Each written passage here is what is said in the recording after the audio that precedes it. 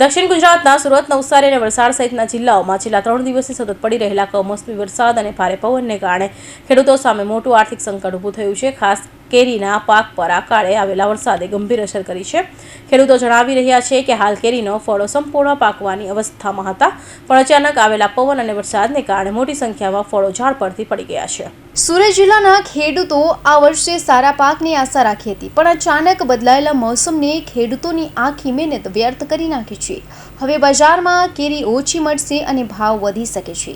ખેડૂતોના કહેવા મુજબ કેરીના પાકને લગભગ 30 થી 40% સુધી નુકસાન થયું છે. જે ફળો ઝાડ પરથી પડી ગયા છે તે તો નષ્ટ થયા છે, જ્યારે ઝાડ પર રહેલા ફળોમાં પણ હવે સડવાની ભીતિ વધી છે. ઘણા વિસ્તારોમાં કેરીના ખેતરોમાં પાણી ભરાતા પણ ફળોની ગુણવત્તા પણ ખરાબ અસર પડી છે. ખેડૂત આગેવાનો અને કોંગ્રેસ નેતા દર્શન દેસાઈએ જણાવ્યું હતું કે અચાનક બદલાયેલા મોસમના કારણે દક્ષિણ ગુજરાતમાં ચીકુ, કેરી, ઊભા પાકને ગંભીર નુકસાન થયું છે. આ સમય તેવો હતો જ્યારે કેરી સંપૂર્ણ રીતે તૈયાર હતી, પણ ઉતારતા પહેલા જ પવન અને વરસાદના કારણે મોટી સંખ્યામાં કેરીના ફળો પડી ગયા હતા. ખેડૂતોએ હવે સરકાર સમક્ષ માંગણી કરી છે કે અસરગ્રસ્ત વિસ્તારોમાં નુકસાનનું સર્વેક્ષણ કરાવીને યોગ્ય વળતર આપવામાં આવે. સાથે કૃષિ વિભાગ પાસેથી પણ સલાહ માંગવામાં આવી છે કે જે હાલ ખેતરોમાં ઊભા પાકને કેવી રીતે બચાવવું. હાલની રાહતની વાત એ છે કે વરસાદે ધાનના પાક પણ કોઈ ખાસ નકારાત્મક અસર પહોંચ્યું નથી.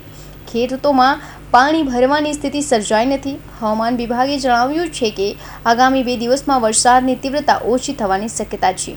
નોંધનીય છે કે છેલ્લા કેટલાક વર્ષોમાં કમોસમી વરસાદ અનિશ્ચિતે ખેડૂતોના પાક પર સતત પ્રભાવ પાડ્યો છે, જેના કારણે ખેડૂતોની આર્થિક સ્થિતિ પણ ભારે દબાણ વધી રહ્યું છે. કૃષિ નિષ્ણાંતોના જણાવ્યા મુજબ આવી સ્થિતિમાં હવે ખેતીને હવામાનના બદલાવને અનુકૂળ બનાવવામાં લાંબા ગાળાના આયોજનની જરૂર છે.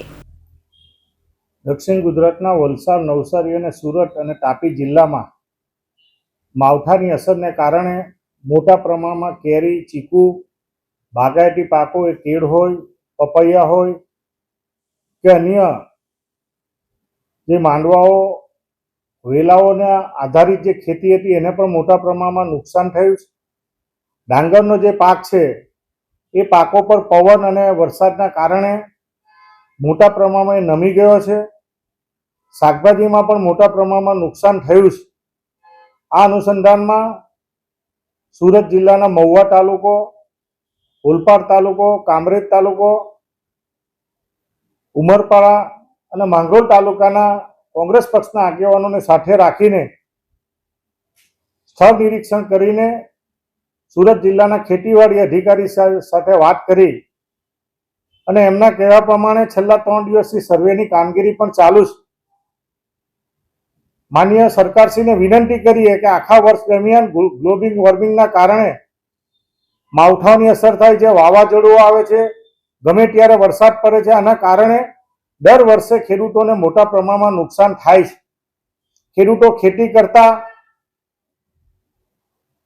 આજની પરિસ્થિતિના કારણે ખેડૂતોને મોટા પ્રમાણમાં નુકસાન થવાના કારણે જે રીતે વળતર મળવું જોઈએ વળતર ન મળવાના કારણે ખેડૂતો ખેતી છોડી રહ્યા એવું દેખાઈ રહ્યું છે. આ અનુસંધાનમાં સરકારને વિનંતી કરીએ કે સરકારના જે નીતિ નિયમો છે એની ઉપરવટ ગઈને ખાસ પેકેજની માંગણી કરે, જેના કારણે દક્ષિણ ગુજરાતમાં મોટા પ્રમાણમાં કેરી અને બીજા પાકોને નુકસાન થયું છે અને કરોડો રૂપિયાના નુકસાનના કારણે ખેડૂતોએ ભોગવવાનો વારો આવ્યો છે. સરકારશ્રી તાત્કાલિક અસરથી સર્વે કરાયા પછી જે સરકારના નીતિ નિયમને બદલે ખાસ કિસ્સામાં પેકેજ જાહેર કરે એવી આપના માધ્યમથી અમે માંગણી વ્યક્ત કરીએ છીએ.